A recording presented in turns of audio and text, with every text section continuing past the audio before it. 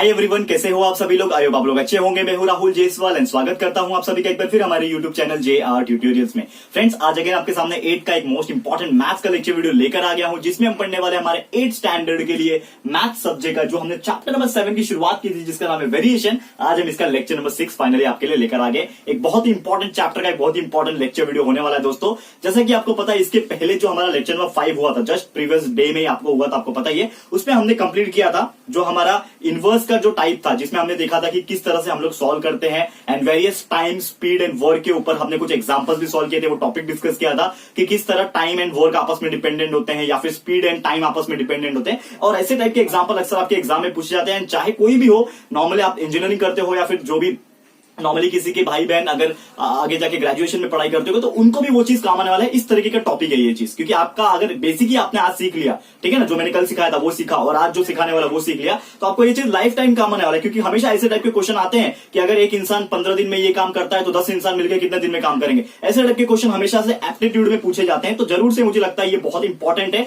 आप लोग के लिए भी। आप लोग के बड़े भाई बहन अगर कोई होंगे, रिलेटिव्स होंगे जो ग्रेजुएशन कर लिए हैं, जो ग्रेजुएशन कर चुके हैं, जिन्होंने कुछ प्रैक्टिस कर रहे हैं, कुछ गवर्नमेंट एग्जाम की प्रिपरेशन कर रहे हैं, एप्टीट्यूड के लिए तैयारी कर रहे हैं, जॉब इंटरव्यू के लिए तैयारी कर रहे हैं, तो ये सभी चीज उनको काम आने वाला है दोस्तों। ठीक है, तो ना सिर्फ आपके लिए बट सभी को ये चीज शेयर करना जरूर से दोस्तों, उनको बहुत ज्यादा काम आने वाला है। ठीक है, तो अब बात करते हैं हम लोग मुद्दे की बात। तो मुद्दे की बात क्या है, नॉर्मली अगर मैं बात करूं आप लोग के लिए, सबसे पहला चीज जो हमने कल डिस्कस किया था, टाइम, स्पीड एंड वर्क का जो कंडीशन हमने देखा था, क्राइटेरिया देखा था, उसके बेस पे 2 एग्जांपल हमने सॉल्व किए थे। आज उसी के बेस पे एक हमारा प्रैक्टिस सेट है, जिसका नाम है प्रैक्टिस सेट नंबर, आप देख पाओगे यहाँ पे मैं हेडिंग लिखने वाला हूं अभी, प्रैक्टिस सेट नंबर 7.3। ठीक है, तो हेडिंग में डाल लेता हूं, क्या नाम है प्रैक्टिस सेट का, प्रैक्टिस सेट नंबर 7.3।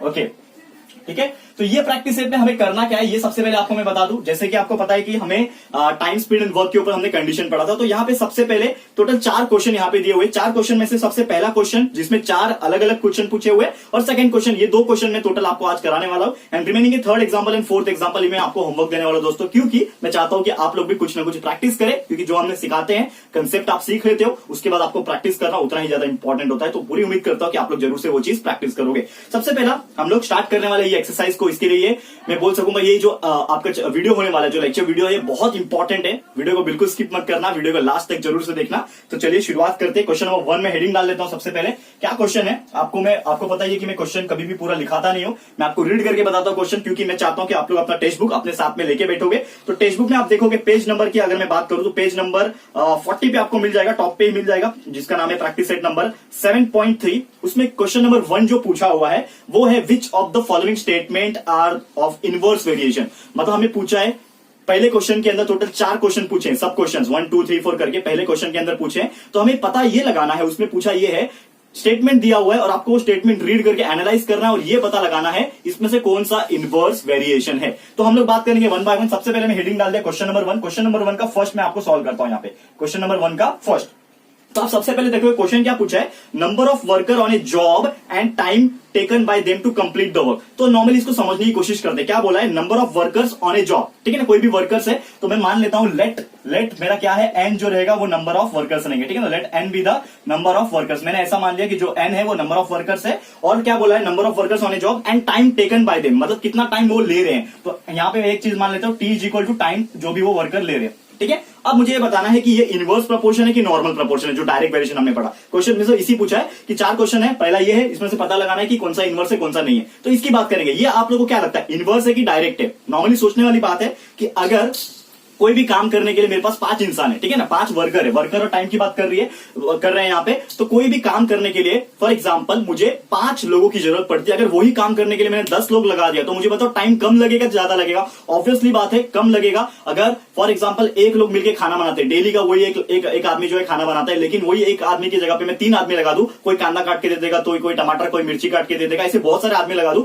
तो खाना जो है वो फटाक से बन जाएगा। तो कोई भी काम करे, चाहे कंपनी की बात करो, इसके लिए बहुत सारे लोग अलग अलग तरीके से एम्प्लॉयज को हायर करते हैं, सो दैट ज्यादा लोग रहेंगे तो बहुत अच्छे से और कम टाइम में काम होगा। तो इसका मतलब क्या है, ये हमारा क्या रहेगा, इनवर्सली प्रोपोर्शनल रहेगा। मतलब एन जो रहेगा that is inversely proportional to time. तो N is inversely proportional to time. तो हम लोग बोल सकते हैं कि ये जो क्वेश्चन है, ये टाइप का जो क्वेश्चन है वो क्या है, इनवर्सली वेरिएशन वाला है, इनवर्सली प्रोपोर्शन वाला सम है। करेक्ट है, ये चीज समझ में आ गया। वैसे हमारा सेकंड की तरफ चलते हैं। तो ये हो गया फर्स्ट का, क्वेश्चन नंबर 1 का फर्स्ट।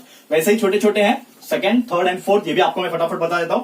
ठीक है, अब बात करेंगे that is example number question number 1 का एग्जांपल नंबर 2। ठीक है, क्वेश्चन नंबर 1 का एग्जांपल नंबर 2 जो बोला है number of pipes of same size to fill a tank. ठीक है ना, एक टैंक को मुझे फिल करना है। ठीक है ना, तो एक टैंक को मुझे फिल करना है तो मैं मान लेता हूं कि एन जो रहेगा वो मेरा नंबर ऑफ पाइप्स है, मतलब कितने पाइप्स लग रहे हैं वो मुझे पता नहीं है तो एन मान लिया मैंने। एन जो रहेगा मेरा नंबर ऑफ पाइप्स है एंड साथ ही में बोला है कि कितना टाइम लग रहा है उसको फिलअप करने के लिए, वो टैंक को भरने के लिए कितना टाइम लग रहा है, मतलब मेरा T is equal to time, ये मैंने मान लिया। ओके, अब मुझे एक बात बताओ कि एक टैंक को मुझे भरना है तो अगर मैं सिर्फ एक पाइप लगाऊंगा और उसमें टैंक को भरने की कोशिश करूंगा, एक पाइप से पानी आ रहा है भरने की कोशिश करूंगा तो टाइम ज्यादा लगेगा कि मैंने 10 पाइप लगा दिया उसमें और एक ही साथ उसमें 10 पाइप में से पानी आ रहा है तो टैंक कौन सी कंडीशन में जल्दी भरेगा? ऑब्वियसली बात है जितने ज्यादा पाइप रहेंगे उतना जल्दी जो है टैंक भरेगा। ये तो आपको पता चल गया, बहुत इजी कंसेप्ट है। इसका मतलब क्या है, ये भी इनवर्सली प्रोपोर्शनल है। कैसे कि अगर मेरा एन जो है नंबर ऑफ पाइप्स है तो ये क्या रहेगा, इनवर्सली प्रोपोर्शनल रहेगा। मतलब अगर मेरा पाइप नंबर ऑफ पाइप ज्यादा है तो टाइम मुझे कम लगने वाला है, इसी का मतलब होता है इनवर्सली प्रोपोर्शनल। नहीं तो अगर ऐसा होता कि अगर फॉर एग्जाम्पल बता रहा हूं आप लोग को कि नंबर ऑफ पाइप्स ज्यादा रहने से टाइम भी ज्यादा लगने वाला है, ऐसा होता तो हमारा ये डायरेक्ट प्रोपोर्शन में आता। मतलब इसको किस तरह से लिखते हैं हम लोग, इसको N is directly proportional to T लिखते हैं। लेकिन ऐसा होता है क्या कि पाइप भी ज्यादा रहेंगे और टाइम भी ज्यादा लगेगा? ऐसा नहीं होता है। पाइप ज्यादा होने की वजह से टाइम कम लगता है, तो टाइम कम लगता है तो इसके लिए 1 में लिखना होता है, दैट इज 1/t। और इसी को हम लोग क्या बोलते हैं, इनवर्सली प्रोपोर्शनल। मतलब ये सेकंड क्वेश्चन का भी आंसर जो है वो है इनवर्स प्रोपोर्शन। ठीक है, अब बात करेंगे, इसको भी रफ कर लेता हूं, फिर हम लोग चलते हैं हमारे थर्ड टाइप के क्वेश्चन की तरफ, मतलब क्वेश्चन नंबर 1 का जो थर्ड क्वेश्चन है उसकी तरफ भी बात करते हैं। ठीक है, तो क्या बोला है हमारा थर्ड क्वेश्चन, अगर मैं क्वेश्चन रीड करके आप लोग को बताऊं जो कि आपके टेक्स्ट बुक में आपको देख पा रहे हो आप लोग, तो टेक्स्ट बुक में आप देखोगे जो क्वेश्चन दिया हुआ है वो है, आप देखो that is petrol filled in the tank of A vertical and it's cost. ठीक है ना, that is vehicle, sorry vertical नहीं है व्हीकल है, मतलब कोई भी गाड़ी में हमें क्या करना है, पेट्रोल भरना है। तो हमें क्या है, क्वेश्चन नंबर 1 का ये क्या है, थर्ड क्वेश्चन है। ठीक है ना, थर्ड एग्जांपल है। तो क्या बोला है, सबसे पहले अगर मैं बात करूं इसमें कितना नंबर ऑफ पेट्रोल हमें लगने वाला है, तो हम बात कर लेते हैं कि पी जो रहेगा यहाँ पे मेरा डिनोट करेगा पेट्रोल को। ठीक है, पी पेट्रोल को डिनोट कर रहा है एंड सी उसका कॉस्ट रहेगा। तो मुझे बताओ, नॉर्मली क्वेश्चन इस तरह पूछा है कि petrol filled in the tank of A vehicle and it's cost, मतलब जितना पेट्रोल भरेगा उतना ही कॉस्ट लगेगा। करेक्ट है, मतलब आप फॉर एग्जांपल 1 लीटर अभी नॉर्मली 85 के आसपास चल रहा है, मुझे एक्जैक्टली रेट पता नहीं है, लगभग समझ लो 85 के आसपास चल रहा है। ठीक है ना, तो 1 लीटर आप पेट्रोल डालते हो दोस्तों तो 85 रुपीज लगेगा। करेक्ट है, कॉस्ट की बात कर रहे हैं हम लोग, कॉस्ट प्राइस पैसे। तो 1 लीटर पेट्रोल डालने में समझ लो 85 रुपीज लग रहा है, तो आप 2 लीटर डालोगे तो कितना लगेगा, दैट इज 170 लगेगा। 3 डालोगे तो ज्यादा लगेगा, 4 डालोगे तो ज्यादा लगेगा। इसका मतलब जितना पेट्रोल डालोगे उतना ही कॉस्ट जाएगा। इसका मतलब ये कौन सा टाइप का सम है, डायरेक्टली प्रोपोर्शनल वाला, जितना मेरा पेट्रोल उतना ही मेरा कॉस्ट। ठीक है ना, दैट इज सी। करेक्ट है, जितना मेरा पेट्रोल उतना ही कॉस्ट। करेक्ट है, पेट्रोल बढ़ेगा तो कॉस्ट भी बढ़ेगा। करेक्ट है दोस्तों, तो ये हमारा डायरेक्ट वेरिएशन का है, इनवर्स वेरिएशन का, इनवर्स प्रोपोर्शन का नहीं है। ठीक है, अब बात कर लेते हैं क्वेश्चन नंबर 1 का लास्ट, देखिए जो कि है चौथा एग्जांपल, उसको भी देख लेते हैं, फिर सीधा क्वेश्चन नंबर 2 की तरफ जाएंगे। ठीक है ना, तो ये क्या बोला है हमारा फोर्थ एग्जांपल, आप देखोगे जो कि है एक यहाँ पे बता दो, पहले हेडिंग डाल देता हूं। क्वेश्चन नंबर 4 जो है फर्स्ट क्वेश्चन का चौथा क्वेश्चन है, area of a circle and its radius. आप देख पा रहे हो अपने टेक्स्ट बुक में एरिया है सर्कल का, तो हम लोग बात करेंगे ए से, मैं एरिया को डिनोट करता हूं, ए फॉर एरिया। ठीक है ना, एंड रेडियस के लिए मैंने आर ले लिया, रेडियस आर। ठीक है, अब मुझे एक बात बताओ, एरिया का फॉर्मूला क्या होता है, सर्कल की बात कर रहे हैं ना यहाँ पे, सर्कल की, तो एरिया का फॉर्मूला क्या होता है सर्कल में, A is equal to pi R square. ठीक है, इसका मतलब क्या है कि जो एरिया है और जो मैं रेडियस की बात करूं, अगर मेरा रेडियस फॉर एग्जांपल मैं ले लेता हूं 2, तो 2 का ये क्या हो जाएगा, स्क्वायर हो जाएगा, मतलब 4 हो जाएगा। मतलब मेरा एरिया क्या हो जाएगा, इंक्रीज हो रहा है। अगर मैं रेडियस को बढ़ा रहा हूं मतलब एरिया भी मेरा इंक्रीज होगा। लेट सपोज मेरे पास एक सर्कल है जिसमें मैंने रेडियस 2 लिया, तो 2 सेंटीमीटर का जो मेरा सर्कल बनेगा वो छोटा बनेगा। अगर मैंने 4 सेंटीमीटर रेडियस ले लिया तो बड़ा लगेगा। इसका मतलब क्या है, अगर मेरा रेडियस बढ़ता है तो मेरा सर्कल का एरिया जो है वो भी बढ़ने वाला है। इसका मतलब ये भी क्या है, आप देख सकते हो क्लियरली, पता चल गया आप लोग को कि ये जो भी टाइप है वो भी क्या है, डायरेक्टली प्रोपोर्शनल वाला, मतलब area is directly proportional to radius. ठीक है, ये इनवर्स प्रोपोर्शन नहीं है। तो आपका जो क्वेश्चन नंबर 1 था, इसमें टोटल 4 जो एग्जांपल पूछे थे, इसमें पहला और दूसरा एग्जांपल ही सिर्फ इनवर्स प्रोपोर्शन था, जो आपको पूछा गया था इनवर्स वेरिएशन कौन सा निकालो, तो first and second he inverse है, बाकी थर्ड एंड फोर्थ इनवर्स नहीं है। करेक्ट है, ये चीज आपको समझ में आ गया होगा दोस्तों। अब सीधा हम लोग चलते हैं हमारे क्वेश्चन नंबर 2 की तरफ। तो हेडिंग डाल लेते हैं क्वेश्चन नंबर 2। ठीक है ना, प्रैक्टिस सेट 7.3 का क्वेश्चन नंबर 2 लिखा लेते हैं आपके लिए। सबसे पहले क्वेश्चन नंबर 2 का मैंने हेडिंग डाल दिया। क्या बोला ये क्वेश्चन, ये हमारा आखिरी क्वेश्चन रहेगा, क्योंकि थर्ड एंड फोर्थ जैसा मैंने बोला था आपको मैं होमवर्क देने वाला हूं। तो क्वेश्चन इस प्रकार पूछा है, बहुत ही इंटरेस्टिंग एंड बहुत ही इजी क्वेश्चन है। आप खुद देखोगे तो आपको बहुत अच्छा लगेगा करने के लिए। जो चीज हमने कंसेप्ट पढ़ा है ना, वही चीज यहाँ पे फॉलो होने वाला है। क्वेश्चन इस प्रकार पूछा हुआ है, if 15 workers can build a wall in 48 hour, मतलब 15 वर्कर लोग ने मिलके एक जो दीवार होती है, वॉल बोलते हैं ना, दीवार है यहाँ पे, तो वो दीवार को जो नॉर्मली 48 आवर्स लग गए, मतलब कितने, लगभग 2 दिन होते हैं 48 आवर्स, तो लगभग कितने हो गए 48 आवर्स लग गए। 15 आदमी ने, 15 वर्कर लोग ने मिलकर वो दीवार को खड़ा किया, दीवार को बना दिया। ठीक है, ये एक चीज समझ में आ गया। आगे बोला है how many workers will be required to do the same work in 30 hours. मतलब अगर मुझे फॉर एग्जांपल टाइम की कमी है, ठीक है ना, मेरे को 48 आवर्स में तो बना दिया, लेकिन कोई दूसरा बोलता है कि नहीं मैं 48 आवर्स नहीं लगाऊंगा, मेरे को 30 घंटे में बना के चाहिए, सेम दीवार मेरे को 30 घंटे में बना के चाहिए। तो आप क्या बोलोगे कि अगर मुझे 30 घंटे में आपको दीवार बना के चाहिए तो मेरे पास आदमी को ज्यादा देना चाहिए। मतलब आपको वर्कर जो 15 दिया था पहले उससे ज्यादा देना चाहिए। इसका मतलब क्या है कि अगर मुझे 15 वर्कर लग गए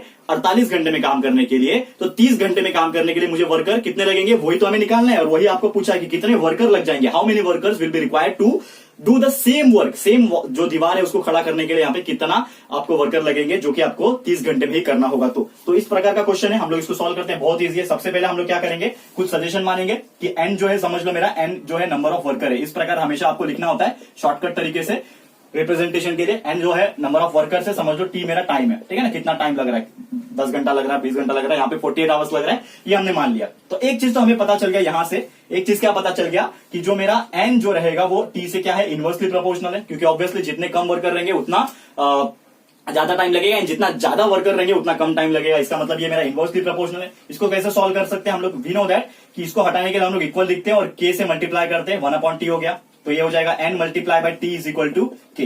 ये क्या हो जाएगा, हमारा इक्वेशन नंबर 1, ठीक है ना। इसको हम लोग इक्वेशन नंबर 1 बोलते हैं कि हमारा एक इक्वेशन तैयार होता है। अब एक चीज हमें दिया हुआ है, क्या दिया हुआ है कि व्हेन, हमें एक चीज क्वेश्चन में बोला है कि हम लोग को कितने वर्कर लगे स्टार्टिंग में, 15 वर्कर। तो हमें n का वैल्यू दिया हुआ है, when n is equal to 15, मतलब जो मेरे नंबर ऑफ वर्कर्स जो है यहाँ पे n जो है वो 15 है, तो मुझे कितना टाइम लग रहा है, 48 आवर्स लग रहा है। टाइम कितना लग रहा है, 48 आवर्स लग रहा है। तो मेरा n और t का वैल्यू इसमें डाल देता हूं, क्या मिलेगा हम लोग को, n की जगह पे 15 लिख दो, ठीक है, टाइम की जगह पे कितना लिख दो, 48 लिख दो, और इज इक्वल टू क्या है, वो के है, करेक्ट है, इज इक्वल टू के है। तो के का वैल्यू हमें मिल जाएगा। तो के का आंसर जो आ रहा है, आप 15 को 48 से जब मल्टीप्लाई करोगे तो 15 को 48 से मल्टीप्लाई करके जो आंसर आता है वो होता है 720, 720। तो हमारा के का वैल्यू आ गया 720 रुपया, ठीक है, रुपया नहीं सॉरी, 720 आ गया, वैल्यू आ गया 720 आ गया। तो ये क्या है, मेरा कांस्टेंट है। वी नो दैट कि के का मतलब क्या होता है, कांस्टेंट होता है। तो ये कांस्टेंट मुझे मिल गया। अब एक चीज, ये के का वैल्यू उठा के मैं इक्वेशन नंबर 1 में डाल सकता हूं। तो पुट इन इक्वेशन नंबर 1, ठीक है ना, मैं लिखूंगा यहाँ पे इक्वेशन नंबर 1 में मैंने डाल दिया। क्यों डाल दिया, क्योंकि मुझे इससे इक्वेशन मिल जाएगा। तो एन और टी वैसे का वैसे ही रहेंगे, that is N multiply by T is equal to K का वैल्यू कितना है, 720, 720 मैंने डाल दिया। और यही तो है हमारा equation of motion, equation of variation, ठीक है ना। इसको हम लोग बोलते हैं this is what, equation of variation, ठीक है ना, इक्वेशन ऑफ वेरिएशन। इस तरह से आपको लिख देना होता है, इक्वेशन ऑफ वेरिएशन है ये, ठीक है, ये हो गया। अब इसके बाद क्या करना है, एक कंडीशन, एक क्वेश्चन हमें पूछा है कि व्हेन, जब मेरा जो टाइम मुझे चाहिए, जो 48 आवर्स में पहले लग रहा था, अब मुझे क्या चाहिए, 48 आवर्स नहीं चाहिए, अब मेरे को चाहिए कि व्हेन मेरा टाइम जो है 30 ही घंटा लगे, ठीक है ना। जो मेरा टाइम है वो कितना लगेगा फ्रेंड्स, 30 घंटा लगेगा। तो मुझे पता लगाना है कि हमारा जो n है, यानी कि जो नंबर ऑफ वर्कर्स है वो कितना टाइम लेगा। तो यहां पे मैं क्या बोल रहा हूं कि when t is equal to 30, तो n मेरा कितना रहेगा, that is n will be equal to question mark, क्योंकि मुझे पता नहीं है, तो वही तो हमें निकालने बोला है क्वेश्चन में। तो जब टाइम 30 था तो n क्वेश्चन मार्क है, तो मैं क्या करूंगा, सेम इक्वेशन जो है हमारा n multiply by t is equal to 720, इसको मैं सेकंड इक्वेशन नाम दे देता हूं, यही इक्वेशन का यूज करूंगा यहाँ पे। तो हमें n की जगह पे क्या लिखना है, कुछ भी नहीं, क्योंकि n मुझे पता ही नहीं है, वही तो निकालना है। तो मैं n की जगह पे कुछ भी नहीं लिखूंगा, n लिखूंगा खाली, मल्टीप्लाई बाय टाइम। तो टाइम कितना है हमारा इस बार, 30 आवर्स है, 30 लिख दिया, इज इक्वल टू के कितना है, 720, ये लिख दिया। अब इसको सॉल्व कर लेते हैं। तो n का वैल्यू हम लोग निकाल सकते हैं इस तरह के, 720 है, 30 नीचे आ जाएगा, यानी कि 720 डिवाइड बाय कितना हो जाएगा, 30 हो जाएगा, करेक्ट है। तो n is equal to 720 divide by 30, 0 0 cancel, 72 को 3 से डिवाइड करो, कितना आ जाएगा दोस्तों, 48 आ जाएगा। मतलब हमें n का वैल्यू कितना मिल गया, 48 नहीं 24 आएगा, ठीक है ना, माफ कीजिएगा। 72 को 3 से डिवाइड करेंगे तो कितना मिलेगा आपको, 24 मिलेगा, करेक्ट है। ये चीज आपको पता है, डिवाइड करके देख लेना साइड में, 72 को 3 से डिवाइड करोगे 24 मिलेगा। इसका मतलब हमारा जो आंसर आ रहा है n का, वो 24 आ रहा है। और n को हमने क्या माना था दोस्तों, n is equal to number of workers. तो लास्ट में एक डायलॉग आप लिख दोगे, एक स्टेटमेंट देयरफॉर करके लिख दोगे आंसर में कि the number of workers required to work in 30 hours. अगर सेम दीवार को कंस्ट्रक्ट करना है 30 घंटे में, तो आपको कितने वर्कर की जरूरत पड़ेगी, 24 वर्कर की जरूरत पड़ेगी, ठीक है। तो उम्मीद करता हूं आपको ये चीज समझ में आ गया कि जब हमारे 15 वर्कर थे तो 48 घंटे लग रहे थे, लेकिन वही अगर 24 वर्कर को लगाऊंगा तो कितने घंटे लगेंगे, लगभग 30 ही घंटे लगेंगे दोस्तों। तो कितना ऐसे टाइप का एग्जाम्पल जो अक्सर आपको एप्टीट्यूड में, एग्जाम में, आपके सिलेबस में हर एक टाइप में ऐसे क्वेश्चन पूछते हैं। पूरी उम्मीद करता हूं कि आपको ये क्वेश्चन जो है बहुत अच्छे से समझ में आ गया रहेगा, कोई भी डाउट नहीं होगा, ठीक है दोस्तों। तो छप गया होगा दिमाग में, बहुत ईजी तरीके से मैंने आपको पढ़ाया। जैसा मैंने बोला कि ये जो प्रैक्टिस सेट है हमारा 7.3, जैसा कि आप देख सकते हो, प्रैक्टिस सेट नंबर 7.3 जो है ये होता है फाइनली कंप्लीट, क्योंकि जो रिमेनिंग एग्जांपल्स जो मैंने आपको बोला, ये सेकंड एग्जांपल मैंने करा दिया, third example and fourth example इसी प्रैक्टिस सेट का ये मैं आप लोग के लिए होमवर्क दे रहा हूं, सो दैट आप लोग उस क्वेश्चन को अच्छे से प्रैक्टिस कर सको। एंड पूरी उम्मीद करता हूं कि आप लोग उसको प्रैक्टिस जरूर से करोगे। ठीक है फ्रेंड्स, तो आज का लेक्चर यहीं पे मैं स्टॉप कर रहा हूं। एंड जैसा कि आप देख सकते हो हमारा जो चैप्टर है ये होता है फाइनली कंप्लीट, क्योंकि यही जो प्रैक्टिस सेट था इस चैप्टर का आखिरी प्रैक्टिस सेट था, तो हमने ये टोटल चैप्टर जो है कंप्लीट करा दिया है। तो कैसा लगा है हमारे को आप लोगों को हमारा आज का लेक्चर वीडियो एंड ये जो चैप्टर हमने पढ़ा है, आपको वेरिएशन कैसा लगा है प्लीज कमेंट करके बताइएगा। अगर ये वीडियो आपको अच्छा लगा है, चैप्टर आपको अच्छा लगा, यूजफुल लगा है फ्रेंड्स, तो प्लीज वीडियो को लाइक कीजिएगा, शेयर कीजिएगा अपने सारे फ्रेंड्स लोग को एंड रिलेटिव्स को शेयर करो। रिक्वेस्ट है आप लोग से, सो दैट मैक्सिमम पीपल हमारे साथ जुड़ सके। जो मेरा मुहिम है कि मैं free of cost quality education देने की सोच रहा हूं हर एक इंडिविजुअल पर्सन को जो ट्यूशन फीस अफोर्ड नहीं कर सकते हैं, वो लोग ये वीडियो देख के बहुत अच्छे से सीख सके एंड कहीं भी ट्यूशन जाने की जरूरत उनको नहीं पड़ेगी। जरूर से आप लोग हर एक को ये वीडियो जो है शेयर करना दोस्तों। एंड अगर आपने अभी तक इस चैनल को सब्सक्राइब नहीं किया, चैनल पे न्यू हो तो फटाफट से इस चैनल को सब्सक्राइब कर देना, साथ में बेल आइकन को प्रेस कर देना, ताकि जब भी हम लोग वीडियो लेकर आएंगे आप लोग को नोटिफिकेशन मिलती रहेगी। ठीक है फ्रेंड्स, तो मिलते हैं हमारे अगले वीडियो में। ये वीडियो देखने के लिए thank you and good bye.